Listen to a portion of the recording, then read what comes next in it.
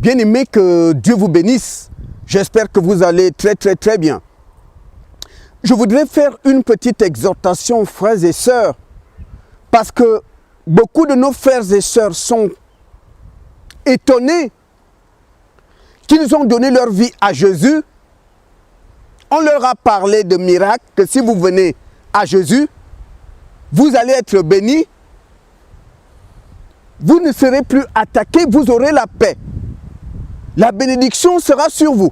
C'est ce qu'on leur a dit, que viens à Jésus. Si tu as des problèmes dans le monde, la solution, c'est en Jésus-Christ. Oui, c'est la vérité. Mais on a oublié de leur dire aussi une chose importante. Il y a une guerre spirituelle qui se passe. La guerre existe.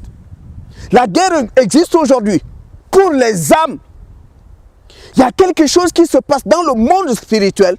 Dieu est en train d'agir pour amener ses brebis perdues à la bergerie. En même temps, Satan fait tout pour détruire, pour garder le maximum de personnes dans le monde. Et c'est la raison pour laquelle vous allez remarquer que tu as donné ta vie à Jésus, tu as des problèmes avec ton directeur au boulot, tu as des problèmes avec ton mari ou avec ta femme, tu as des problèmes maintenant avec ta famille. Depuis que tu as donné ton cœur à Jésus, ça ne va plus avec tes parents. Parce que Satan les tient dans la prison de la religion. Dans la prison de la religion. Mais Jésus n'est pas une religion. Jésus est le Fils de Dieu. Jésus est le Messie, le chemin, la vérité et la vie. Mais Satan a créé des religions, des courants religieux pour garder le maximum de personnes dans la prison de la religion. Jésus n'est pas religieux. Jésus n'a jamais créé une religion. Jésus n'est pas venu nous parler d'une religion. La guerre spirituelle est réelle. C'est la raison pour laquelle, depuis que tu as donné ton cœur à Jésus, avec ton mari à la maison, c'est le feu, ou avec ta femme. Tes amis t'ont abandonné. Tes parents ont maintenant des doutes sur toi. Est-ce que tu es rentré dans une secte? Nous, on est catholiques dans la famille. Nous, on est protestants. Mais ta religion, là, c'est une secte. C'est l'œuvre du diable. Parce que Satan sait que la Bible dit, crois au Seigneur Jésus et tu seras sauvé, toi et ta famille. Le diable le sait. C'est pourquoi lorsqu'un membre de la famille donne son cœur à Jésus, Satan tremble. Qu'est-ce que l'ennemi fait aujourd'hui? Dans ses calculs, il se dit, si j'attaque les brebis de Jésus, dehors, ce n'est pas efficace. Il faut que j'envoie dans les églises, les assemblées, mes agents, les loups. Et Jésus a parlé de ces hommes-là. Jésus a dit, attention, ce ne sont pas mes envoyés, mais ils feront des miracles et des prodiges pour séduire. Ce sont des agents du diable.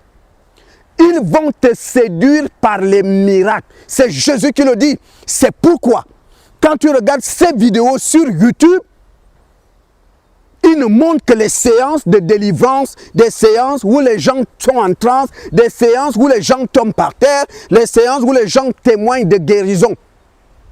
Mais méfiez-vous, ayez le discernement. Ayez le discernement. Satan a équipé ses agents. Ils sont dans les assemblées. Jésus a dit, ils viennent, ils font des miracles pour vous séduire. Pas pour que tu sois sauvé. Pas pour que ton âme soit sauvée, mais pour te séduire. C'est pourquoi tu vas acheter le billet d'avion depuis les Antilles pour venir en métropole. Il t'a séduit par la vidéo. Tu vas quitter la Réunion, tu vas quitter l'Allemagne, la Suisse pour venir en métropole. Tu as été séduit par le miracle que tu as vu dans la vidéo. Leurs miracles ont un seul but, pas le salut des âmes, mais la séduction. Ça marche. Des gens prennent des billets d'avion. Je me souviens de cette dame qui m'a appelé de la Guyane.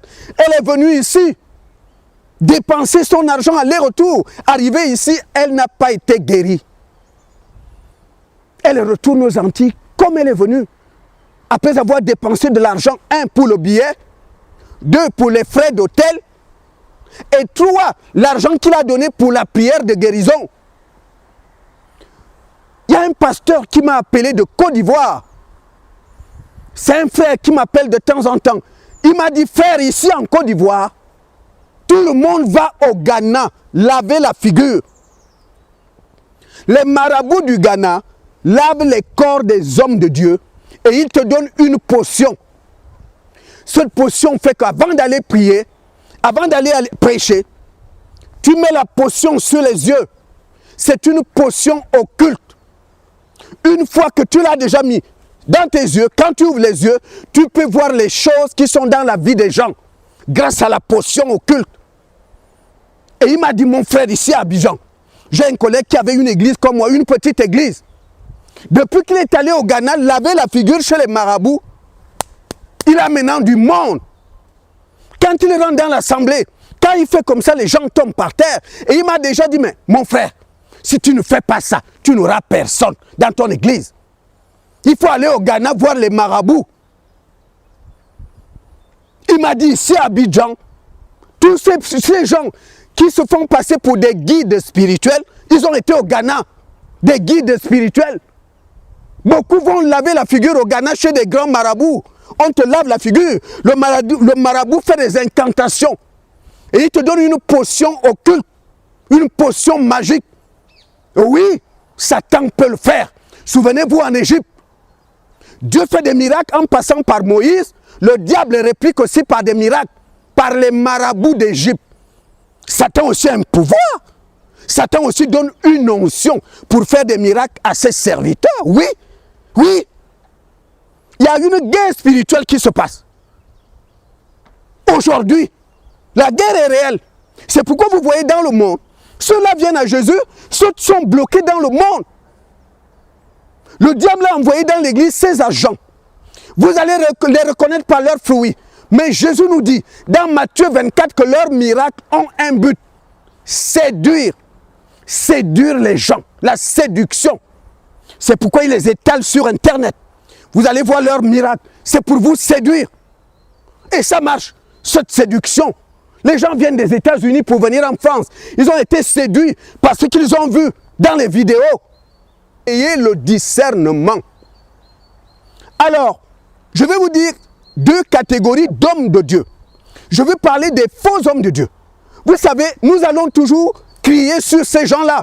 Nous allons toujours les dénoncer parce qu'ils sont entrés dans la bergerie pour détruire. Combien de femmes se sont fait avoir sexuellement? Combien de femmes on a chopé l'argent par des délivrances et des soi-disant guérisons sur la base d'une offrande et ces personnes n'ont jamais été guéries. Guéries. Une femme qui me raconte, elle a même donné sa voiture à un faux homme de Dieu qui lui promettait la guérison. Monsieur a amené la voiture, elle n'est pas guérie. Satan vient pour détruire, pas pour te guérir. Le diable veut ton âme en enfer. Le diable est derrière son agent, le faiseur de miracles. Satan veut ton âme en enfer. Il n'est pas là pour te guérir. Jésus a dit, Satan est au milieu de vous pour vous détruire, égorger. Pour vous égorger et voler les âmes. Satan entre dans ta famille pour voler les âmes, pour détruire la famille et pour égorger. Parce qu'il est le père du mensonge. Que les choses soient claires. Donc, ils sont en 2 catégories. Certains qui vont au Ghana et au Bénin, je parle ici des faux hommes de Dieu. Je parle ici des faiseurs de miracles.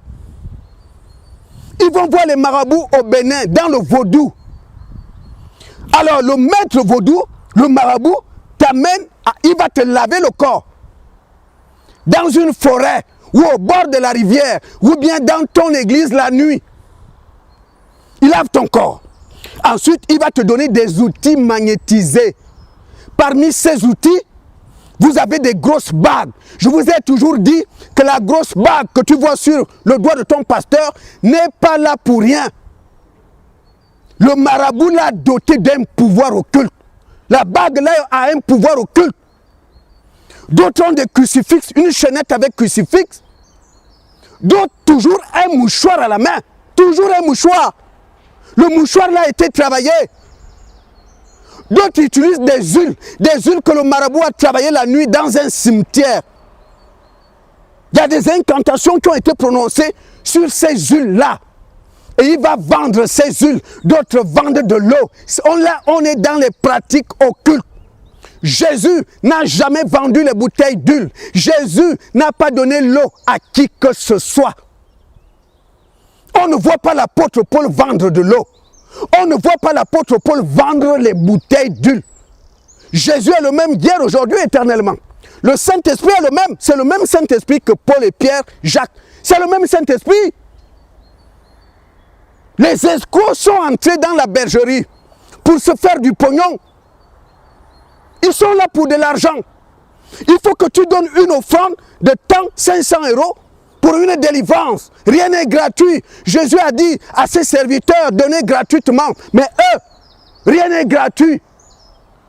C'est pourquoi je te dis, ma soeur, mon frère, si tu es dans une église où le pasteur parle argent, argent, argent, dîme, offrande, dîme, offrande, dîme, offrande, c'est un loup.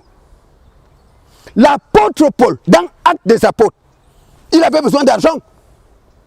La Bible dit, il fabriquait de ses mains des tentes.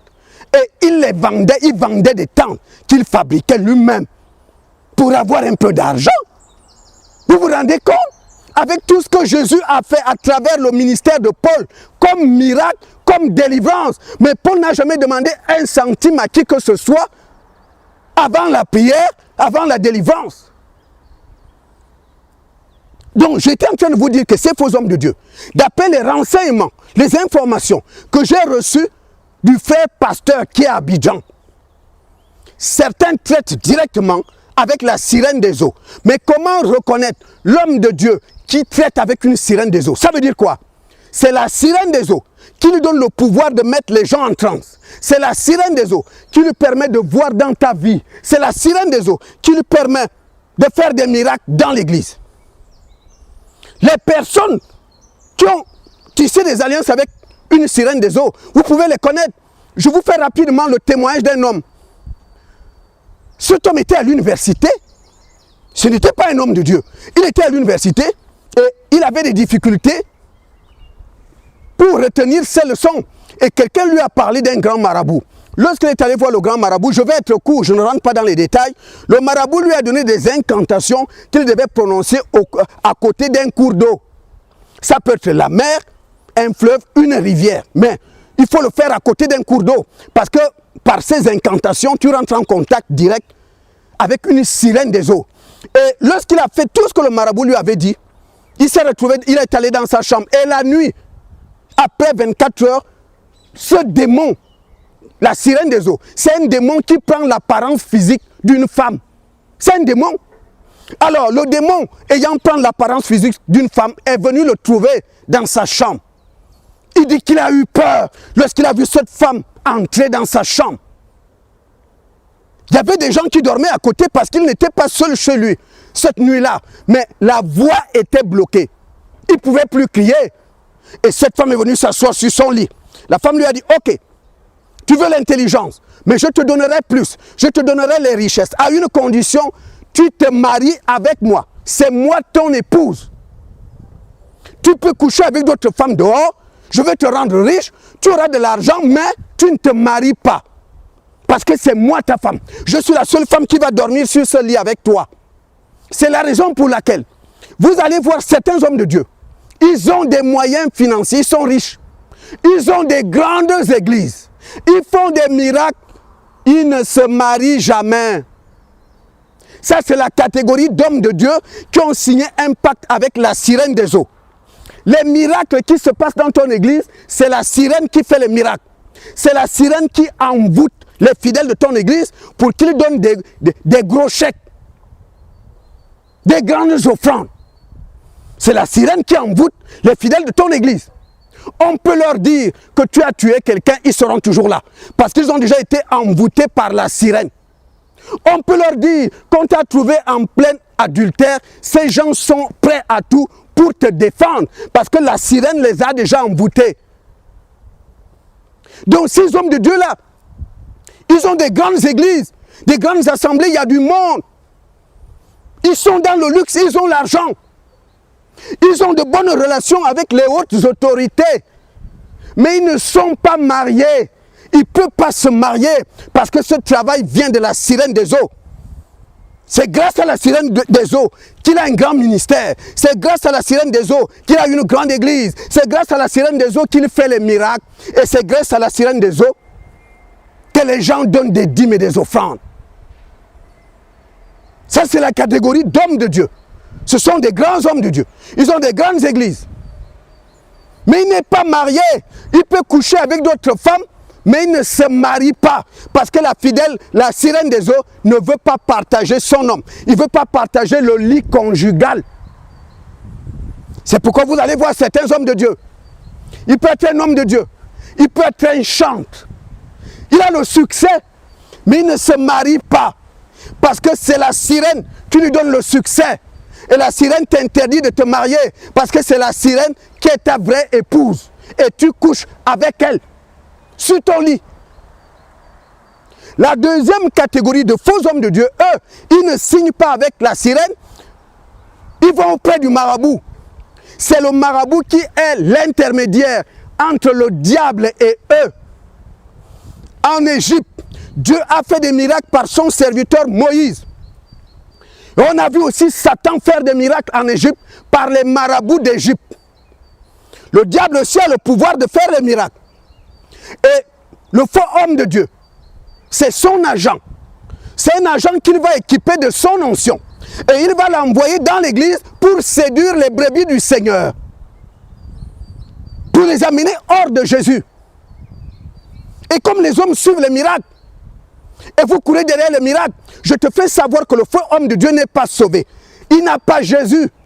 Il parle, Jésus a dit, ce ne sont pas ceux qui disent Seigneur, Seigneur, qui entreront dans mon royaume. Le faux homme de Dieu, il est conscient qu'il n'est pas au service de Jésus. Il sait très bien qu'il fait les miracles grâce à la grosse bague qu'il a au doigt.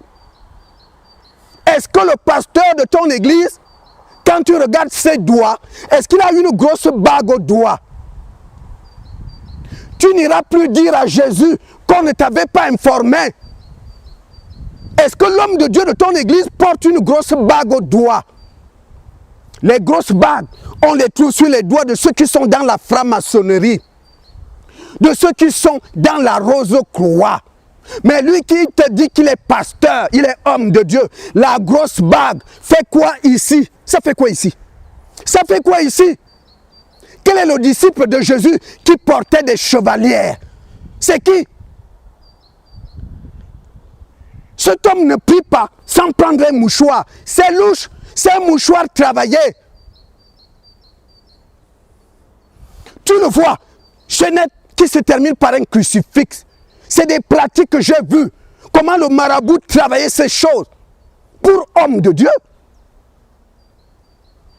Soit l'homme de Dieu venait chercher la nuit, soit il envoyait un petit enfant et le marabout emballait le colis. C'est-à-dire que le jeune homme qui est venu chercher le colis, il ne sait même pas ce qu'il y a à l'intérieur. C'est des outils qui ont été dotés de pouvoir occulte pour opérer des miracles. Et c'est ce que vous voyez, quand il rentre, s'il fait comme ça, les gens tombent. Il fait comme ça, les gens tombent. Il souffle sur le micro, chut, les gens tombent. C'est des pouvoirs occultes. Avez-vous vu Paul entrer au milieu de la foule et les gens tombent? L'apôtre Paul? Non. Non. Satan est un expert en spectacle. Satan sait que l'homme regarde ce qui frappe les yeux. Le diable sait que lorsque les gens verront les gens tomber par terre, ils viendront parce que l'homme recherche le miracle. Et c'est comme ça que le diable va embarquer plein de monde dans la route qui va en enfer parce que tu étais amoureux, fanatique des miracles.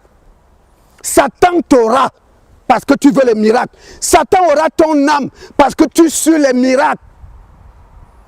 Jésus n'est pas venu pour faire les miracles. Jésus est venu annoncer la bonne nouvelle.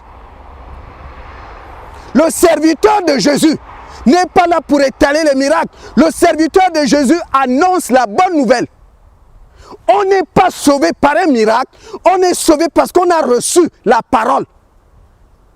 C'est la parole qui nous sauve. Ce n'est pas le miracle. Mais eux, Satan est rusé. Il étale les miracles. Les églises où il n'y a pas de miracle, il n'y a plus de monde. Tout le monde va là où il y a des miracles. Le diable est dans son plan. Mon frère, ma soeur, Satan t'aura par les miracles. Je te pose une question. Et Jésus a dit, beaucoup d'appelés, il y aura peu d'élus. Combien arriveront au bout? J'étais en train de vous dire que la guerre est réelle. Le diable combat l'église aujourd'hui. C'est pourquoi tu vas voir, depuis que tu as reçu Jésus, ta famille ne te regarde plus. Ils vont te dire, nous on est catholiques. Toi là, tu es rentré dans une secte. Nous on est protestants. Tes histoires là, c'est des sectes. Satan a enfermé des millions de personnes dans des religions. Il a verrouillé. Il a verrouillé leurs âmes dans la religion. Il n'y a que Jésus qui peut les sortir de là. Certains sont prêts à tout pour défendre leur religion. Jésus n'est pas religieux et Jésus n'a jamais parlé d'une religion. Il a dit annoncer la bonne nouvelle. Et le diable a créé des courants, des religions. Frères et sœurs, quand tu donnes ta vie à Jésus, tu es rentré dans la maison de Dieu. Le diable t'en veut. Tant que tu es sur terre ici, il ne te laisserait pas tranquille. C'est quand tu vas mourir que tu entres dans le repos. Le repos que tu recherches là, c'est dans le royaume de Dieu. Parce que Satan ne peut pas mettre pied là-bas. Mais tant que tu es sur terre, tu seras attaqué par tous les moyens. Ça peut venir de ton directeur là où tu travailles. Ça peut venir de ton mari qui est païen. Le diable peut l'utiliser. C'est pourquoi Jésus a dit, si quelqu'un aime son mari, il ne peut pas me suivre. Tu aimes beaucoup ta femme. Si c'est le cas, tu ne peux pas me suivre. Si tu aimes beaucoup tes enfants, ce n'est même pas la peine. Parce que Jésus savait. Le diable te regarde. Il calcule. Bon, il a un boulot. Je ne peux pas l'attaquer par le travail puisqu'il a un travail. Je ne peux pas l'attaquer par les enfants. Il a des enfants. Bon, le seul point vide dans sa vie, cet homme n'est pas marié. Mais comme il adore Jésus, on va s'organiser pour amener vers lui une femme belle. Selon son profil, puisqu'on connaît son profil de femme. Et c'est cette femme qui sera notre instrument pour lui mettre les bâtons dans les roues. C'est la même chose pour les sœurs. Bien-aimés, c'est pourquoi il faut faire attention. Nous sommes dans les temps de la fin. Je me réjouis en Jésus. Parce que dans cette guerre du diable contre les brebis de Jésus, il y a des vainqueurs. La Bible dit, depuis le temps de Jean-Baptiste jusqu'à aujourd'hui, le royaume de Dieu est forcé. Et ce sont des vainqueurs, des violents qui s'en emparent, des violents en Jésus. Le violent en Jésus, c'est qui? Le diable touche ton boulot, on t'enlève du boulot, tu es toujours avec Jésus. Ton mari que tu aimais, il t'abandonne, tu es toujours avec Jésus. Le diable t'envoie des maladies, tu es toujours avec Jésus. Le diable ne sait plus quoi faire, il touche ton compte bancaire, tu es toujours avec Jésus. Quel que soit là où il touche, tu es toujours avec Jésus. Ce sont des vainqueurs. Le diable va dire, regardez comment le diable a fait avec Job.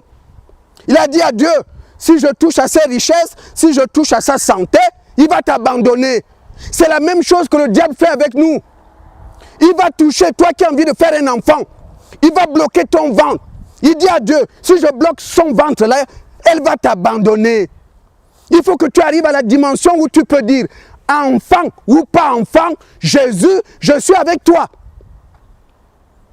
Ou que tu puisses dire, mari ou pas mari, je m'en fous, Jésus, je suis avec toi. Que j'ai un travail ou pas, Jésus, je suis avec toi. Quand le diable te regarde, il dit à ses démons, celui-là, c'est un fou. C'est même pas la peine de l'attaquer. Parce que vous pouvez toucher sa santé. Il n'abandonne pas Jésus. Vous pouvez faire en sorte qu'il soit licencié de son travail. Il n'abandonne pas. Vous pouvez l'envoyer une maladie. Il n'abandonne pas. Vous pouvez le manipuler par son mari. Il n'abandonne pas.